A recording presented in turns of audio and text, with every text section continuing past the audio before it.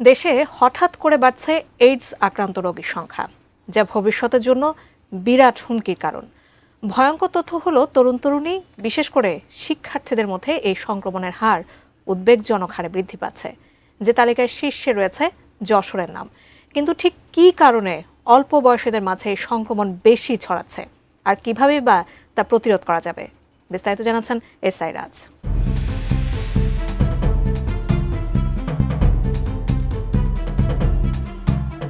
ভারতের পশ্চিমবঙ্গের কোল ঘেঁষা সীমান্তবর্তী জেলা যশোরে আশঙ্কাজনক হারে বাড়ছে এইচআইভি আক্রান্তের সংখ্যা। স্বাস্থ্য বিভাগ বলছে, চলতি বছরের জানুয়ারি থেকে অক্টোবর পর্যন্ত যশোরে ৪০ জনের বেশি এইডস আক্রান্ত রোগী শনাক্ত হয়েছে, যা গত বছরের তুলনায় উল্লেখজনকভাবে বেশি। যশোর ২৫০ শয্যা হাসপাতাল সূত্রে জানা গেছে, সংক্রমিত ৪০ জনের মধ্যে ২৩ জন পুরুষ এবং ১৪ জন নারী। সবচেয়ে উদ্বেগজনক বিষয় হল, এদের মধ্যে ২৫ জনই শিক্ষার্থী, যাদের বয়স ১৭ থেকে ২৩ বছরের মধ্যে। ২০২৪ সালে যেখানে মোট ২৫ জন সংক্রমিতের মধ্যে শিক্ষার্থী ছিল ১২ জন, সেখানে এবছর মাত্র ১০ মাসেই সেই সংখ্যা দ্বিগুণ ছাড়িয়েছে। কিন্তু কেন? এ নিয়ে কি বলছে শিক্ষার্থীরা? কথা হয় যশোর বিজ্ঞান ও প্রযুক্তি বিশ্ববিদ্যালয়ের এই শিক্ষার্থীদের সাথে।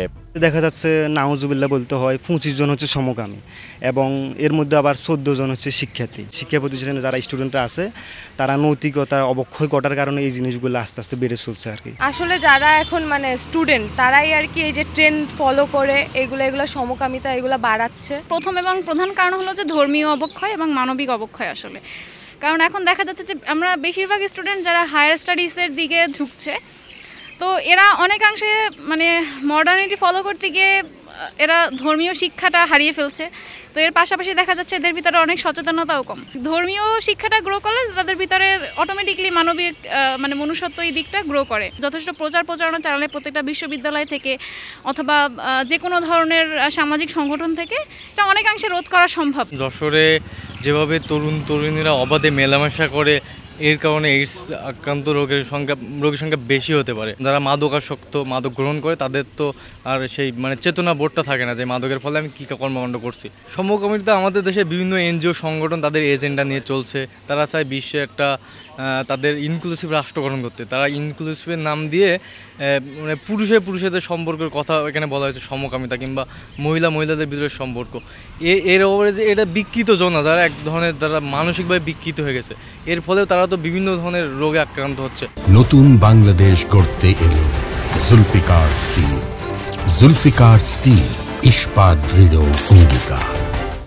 বর্তমানে জেলার এই জেনারেল হাসপাতালে এআরটি সেন্টারে চিকিৎসা নিচ্ছেন মোট ২২০ জন। তবে রোগীদের মধ্যে শুধু যশোর নয়, অন্যান্য জেলার মানুষও রয়েছেন, যাদের পরিচয় সম্পূর্ণভাবে গোপন রেখেই চিকিৎসা দেওয়া হচ্ছে বলে জানান civil surgeon doctor Mohammad Masud Rana. সম্প্রতি যে রিপোর্টটা হয়েছে যে আশঙ্কা ভারতে, এটার কারণ আছে যে একটা কারণ হচ্ছে যে এখন অবাধ ইন্টারনেটের যুগ।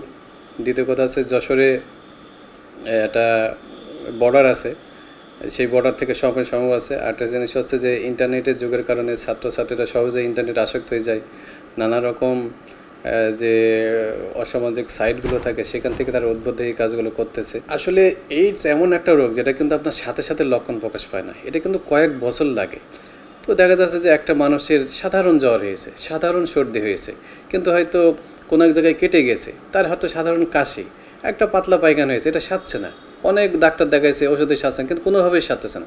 তখন আমরা সন্দেহ করতে পারি যে আমার এই লক্ষণটা, এটা তো স্বাভাবিক জিনিস, এটা তো সাধারণ চিকিৎসায় ভালোই যাওয়ার কথা। কিন্তু যখন আমার ভেতরে এই যে দীর্ঘমেয়াদী জ্বর, দীর্ঘমেয়াদী কাশি, দীর্ঘমেয়াদী দুর্বলতা, দীর্ঘমেয়াদী খাওয়ার অরুচি, এইগুলো যখন থাকবে, তখন আমি একটা সন্দেহ করতে পারি যে আমি এদিকে হতে পারে। আর যদি আমার কোনো এক্সপোজারের হিস্ট্রি থাকে, অনেক সময় মানুষ লোকায় যে সে একটা অন্য জায়গায় চলে গেছে, খারাপ সঙ্গে চলে গেছে, সংস্পর্শে আছে, তখন তো কিন্তু এগুলো সন্দেহ করা যথেষ্ট কারণ আছে। এইডস আক্রান্ত রোগীর সাথে আপনি যদি হ্যান্ডশেক করেন, কোলাকুলি করেন, তার জামা ইউজ করেন, তার প্লেটে ভাত খান, তার সাথে একই বিছানে ঘুমান, তার সাথে একই বাথরুম শেয়ার করেন, একই সাথে গোসল করেন, তাহলে কিন্তু এইডস ছড়ায় না। সুতরাং এটা আমাদের মাথায় রাখতে হবে। আমরা যেন একটা মানুষ সবসময় যে খারাপ সঙ্গের কারণে এইডস আক্রান্ত তা কিন্তু, আমি আগেও বলেছি যে রক্তদানের মাধ্যমে তার সেলুনে সেভিংয়ের মাধ্যমে, চুল কাটার মাধ্যমে, এটা কিন্তু আমাদের জানা হচ্ছে জরুরি। এবং ড্রাগ, কমন নিডল শেয়ার, এইগুলো আমাদের কিন্তু খুবই জানা জরুরি। সুতরাং একটা মানুষ অসুস্থ হতেই পারে, এইডস বলি সে, আমরা অনেক অপরাধ করি, এইডস মনে করতে সেটা তার অনিচ্ছাকৃত ত্রুটিও হতে পারে, সে আক্রান্ত হয়ে যেতে পারে। কিন্তু একজন রোগী কিভাবে বুঝবেন যে তিনি এইচআইভিতে সংক্রমিত হয়েছেন? এমন প্রশ্নের জবাবে এই কর্মকর্তা বলেন, নির্দিষ্ট কিছু উপসর্গ দেখা দিলে বিনা খরচেই পরীক্ষার মাধ্যমে তা জানা যাবে। এইচআইভি হলেই মৃত্যু না, কারণ একসময় এইচআইভি চিকিৎসা অত কিন্তু আবিষ্কার হয়নি। কারণ যশোরে আমি অলরেডি বলেছি 220 জন কিন্তু অলরেডি চিকিৎসাধীন আছে। মারা গেছে 5 জন, তারা কিন্তু বিভিন্ন কারণে মারা গেছে এবং ইয়াং না, অনেক বয়সে মারা গেছে। এটা যদি চিকিৎসার বাইরে থাকে, যখন তার জটিলতা থাকে, তার মৃত্যুর সময় থাকে। কিন্তু এটার কিন্তু যথেষ্ট চিকিৎসা আছে, ফলোআপে যদি ঠিকমতো থাকে, সে কিন্তু তার সম্পূর্ণভাবে নির্মূল করা সম্ভব। নতুন আক্রান্তদের মধ্যে 23 জন সমকামীও রয়েছেন। কিন্তু এ নিয়ে ইসলাম কি বলে? যখন জমিনে অনাচার, পাপাচার, কদাচার বেড়ে যায়, তখন আল্লাহ রাব্বুল আলামিন সেই জমিনে নানান রকম সংক্রামক ব্যাধি, নানান রকম আজাব গজব নাজিল করে থাকেন। এবং এই এইডস তার মধ্যে অন্যতম আমরা মনে করি। তো এবং এটার অন্যতম যেটা কারণ, সেটা কিন্তু অবাধ যৌনাচার। এই অবাধ যৌনাচার থেকে যদি মানুষেরা ফিরে থাকে, তাহলে এটা থেকে অবশ্যই নিজেদেরকে হেফাজত করতে পারবে। এজন্য যদি ইসলামের বিধানটা কায়েম হয়ে যায়, অবাধ যৌনাচার থাকবে না এবং এই এইডস সংক্রমণ থেকে মানুষেরা ফিরে থাকবে।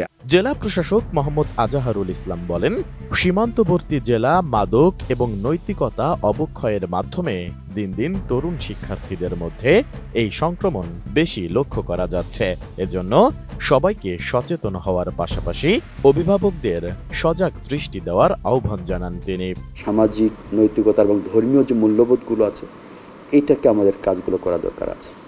তো আমরা বিষয়টা যেহেতু আমাদের নলেজে আছে, এই বিষয়গুলো করণীয় যে বিষয়টা, আমরা স্বাস্থ্য বিভাগ, শিক্ষা বিভাগ কিংবা সর্বস্তরে যারা আছেন এই বিষয়গুলো কাজ করছেন, এনজিও, তাদেরকে নিয়েই আমরা একটা করণীয় নির্ধারণ করব। পরবর্তী বিষয় এটাকে কীভাবে আর একটু কমানো যায়, কীভাবে এটাকে সচেতন করা যায়। এটা বাঁচতে হলে জানতে হবে, আর জানার মাধ্যমেই সচেতনতার বার্তা পৌঁছে দিতে হবে প্রত্যেক ঘরে ঘরে, এমনটাই পরামর্শ বিশেষজ্ঞদের। S I Raj, ATN news, Jessore.